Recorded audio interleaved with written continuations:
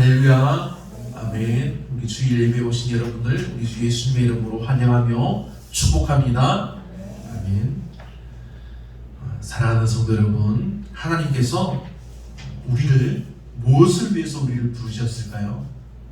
무엇을 위해서 우리를 부르시고 선택하셔서 이렇게 믿음의 성도들이 되게 하셨을까요?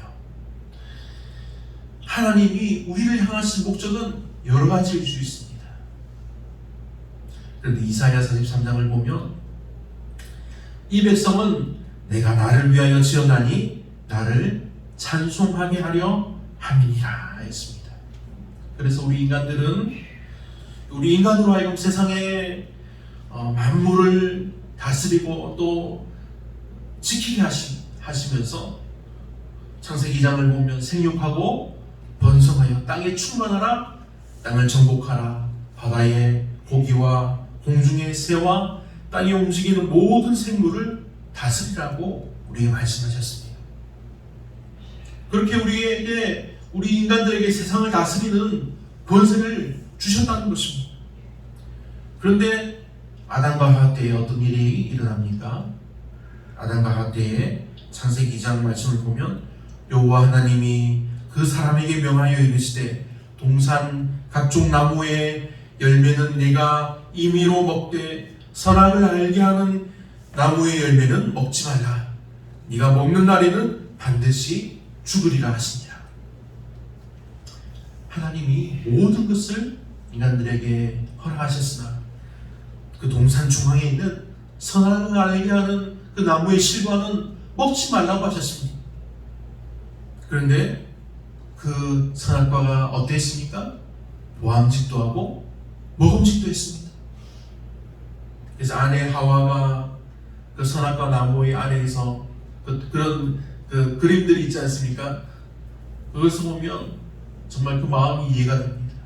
보암직도 하고 먹음직한 그 나무 그 열매 아래에서 그것을 보는데 먹고 싶지 않겠습니까?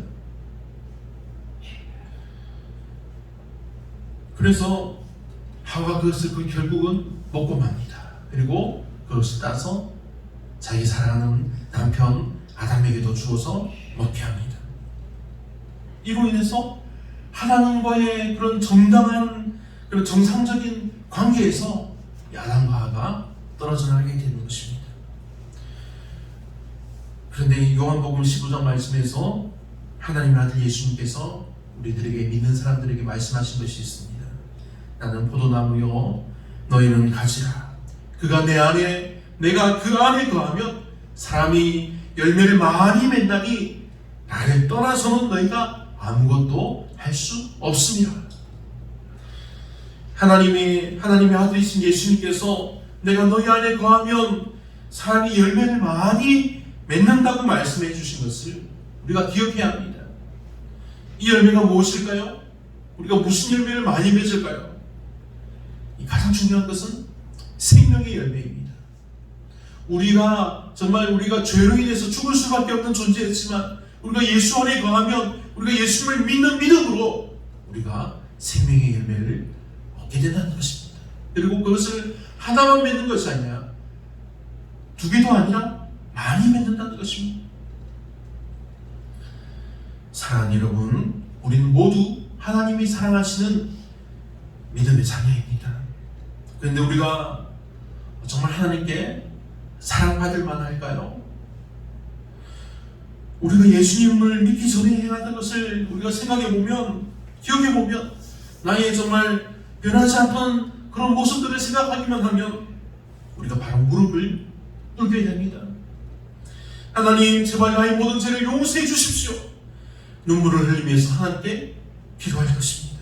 우리 모든 죄를 고백하게 되는 것입니다. 그러나 이제 하나님의 아들이신 예수님을 믿는 믿음으로 말미암아 우리들은 모든 죄를 용서받았습니다. 우리가 예수님을 믿는 순간 우리 신분이 완전히 새롭게 바뀐 것입니다. 세상의 재판은 어떻습니까? 피고가 있고 원고가 있습니다. 그리고 재판관이 있고 검사가 있고 또 변호사도 있습니다. 아주 복잡하지요. 그래서 각자의 입장과 그 사건에 따라서 이제 서로 막 주장을 하고 변호를 합니다. 그래서 재판의 결과를 기다리고 재판관이 그 재판의 결과를 법에 따라서 결정해서 판결하는 것입니다. 그런데 우리 믿음의 사람들은 어떻습니까? 우리도 이와 같을까요? 우리도 심판을 받습니다. 우리 믿음의 사람들도 그 심판장에 서게 됩니다. 그런데 그 심판관이 누굽니까? 재판장은 하나님이십니다. 하늘 아버지께서 우리의 재판관이 되시다는 것입니다. 그리고 우리의 변호인이 누굴까요? 우리가 믿는 하나님의 아들 예수 그리스도입니다. 이 재판에서 예수님을 믿는 우리를 이길 수 있는 우리는 정말 전혀 없다는 사실입니다. 우리는 모두 다 이렇게 예수님을 믿는 믿음으로 말미암아 죄에서부터의 자유를 위해서 부르심을 입었다는 사실을 믿으시기 바랍니다. 아멘. 하지만 우리들이 예수님이 주신 이 자유를 우리를 자유케 하기 위한 자유로 쓰지 않고 만일 자유를 얻었다고 다시 죄의 종로를 타기 위해서 그 자유를 사용한다면 그리스도의 십자가도 헛되다고 하나님의 은혜도 헛되다고 말하는 것입니다. 그래서 이것을 위해서 하나님께서 그리스도의 십자가의 구속의 은혜와 함께 무엇을 주셨습니까? 보혜사 성령을 보내주신 것입니다. 성령이 우리로 하여금 하나님의 말씀을 듣게 하시고 믿게 하시는 것입니다. 또한 하나님의 말씀에 우리가 순종할 수 있도록 우리 마음속에 있는 우리 생각 속에 있는 의심을 걷어주시고 우리가 하나님의 말씀을 힘써 행할 수 있도록 우리를 도와주신다는 사실입니다. 할렐루야. 아멘. 그러니 여러분, 이 시간 저와 여러분 모두에게 성령을 따라 행하는 놀라운 역사가 임하여져서 오직 성령의 열매를 많이 맺기를 간절히 바랍니다. 오늘 본문에서 보면 사도 바울은 저의 다메섹에 있는 그리스도인을 잡아서 가둘 수 있는 명령장을 가지고 그들을 잡으러 가던 중이었습니다. 근데 그때 예수님을 만납니다. 예수님의 음성을 듣습니다.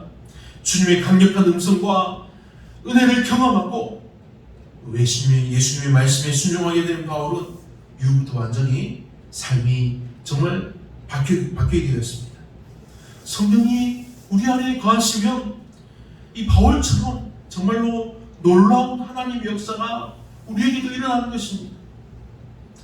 그래서 주님의 음성을 듣고 완전히 변화된 이 사도 바울은 이제 갈라디아 교회의 성도들을 향해서 너희는 성령을 따라 행하라, 성령의 열매를 많이 맺으라 하는 것입니다.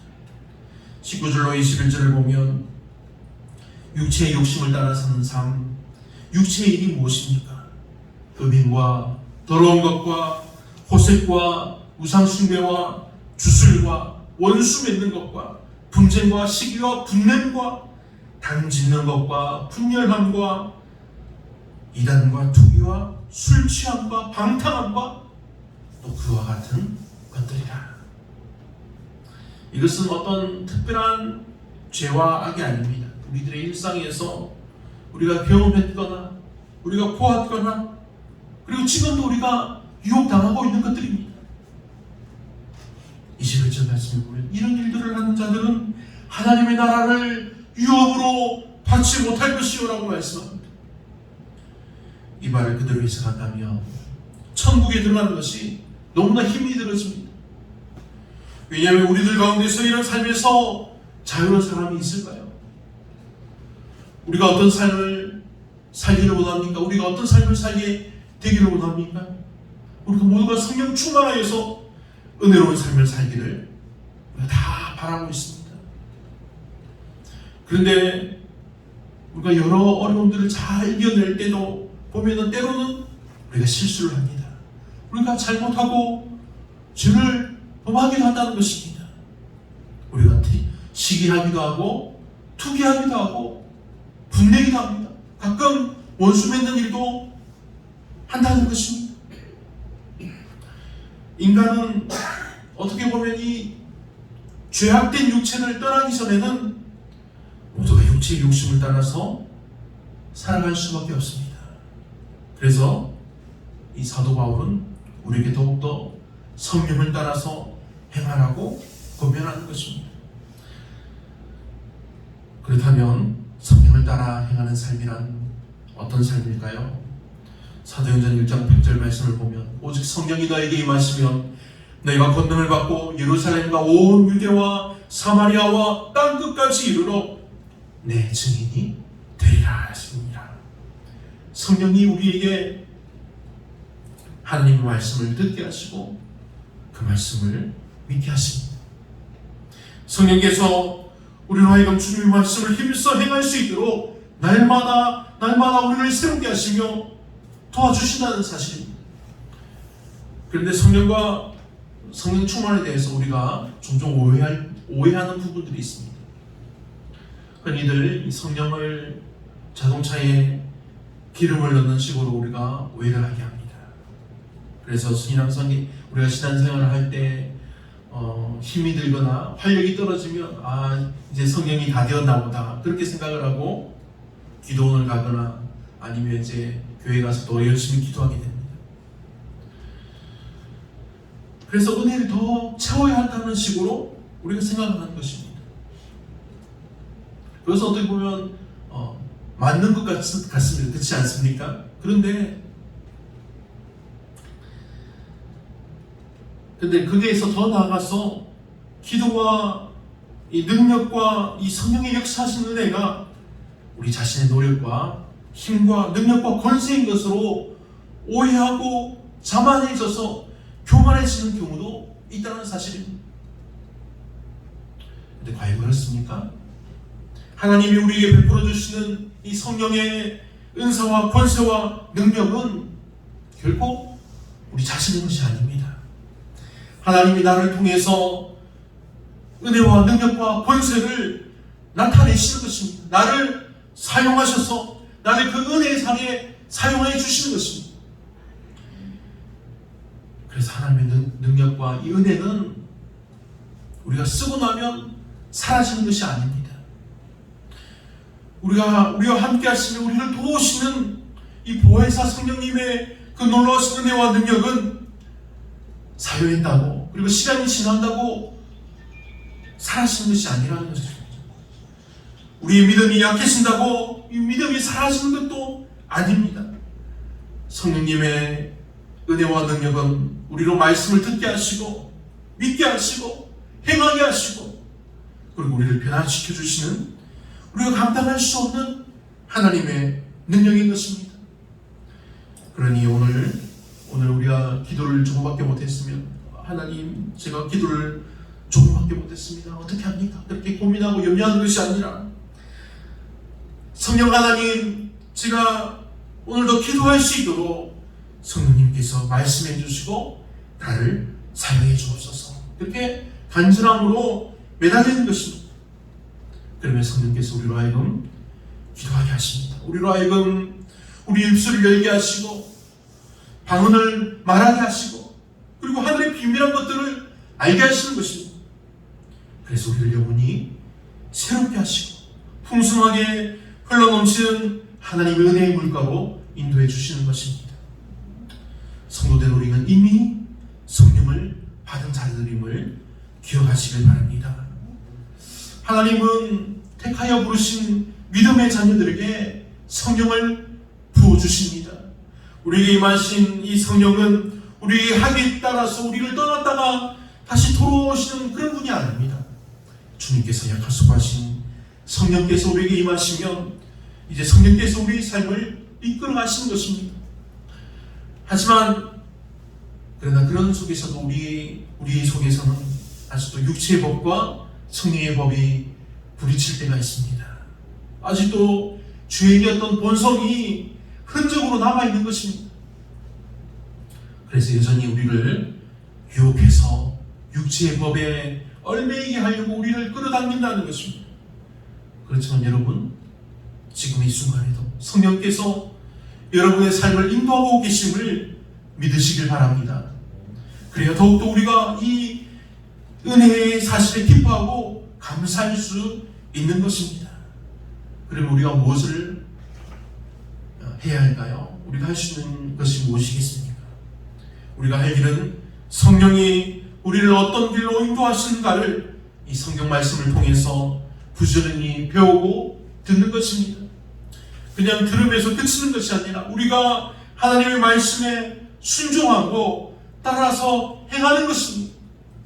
그래서 정말 우리의 일상의 삶 속에서 성령의 열매가 많이 열리도록 역사하시는 성령님을 따라서 순종하고 그 말씀을 듣고 믿고 행하는 것입니다.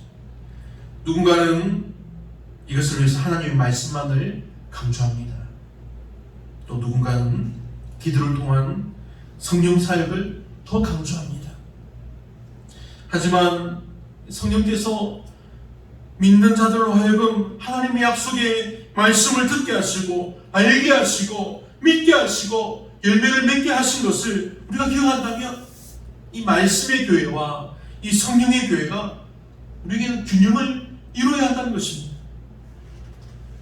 저는 4대째 감리교회입니다. 그런데 이제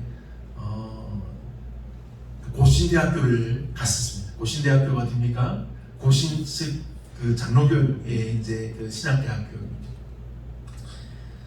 저 어릴 때 어머니 아버지를 따라서 이제 철야기도에 매일 참석했습니다.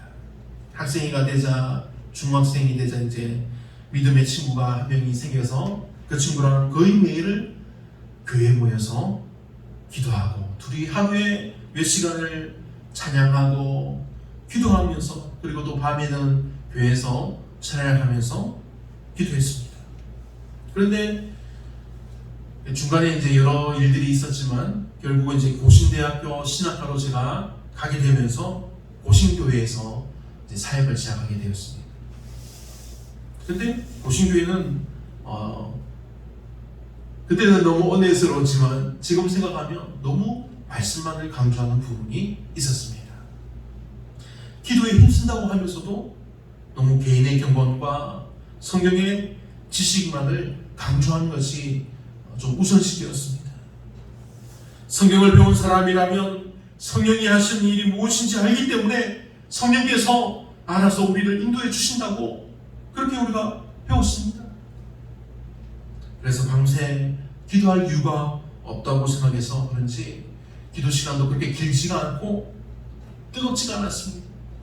새벽 기도를 하면 모두가 새벽 기도를 하는데 정말 열심히 기도합니다. 그런데 조용합니다. 우리는 소리를 내어서 기도하지만 지금은 이제 고신교회도 많이 변해서 막 뜨겁게 기도합니다. 그런데 그때 옛날에는 정말 기도하겠습니다 하면 조용합니다. 다 묵상 기도하는 것입니다.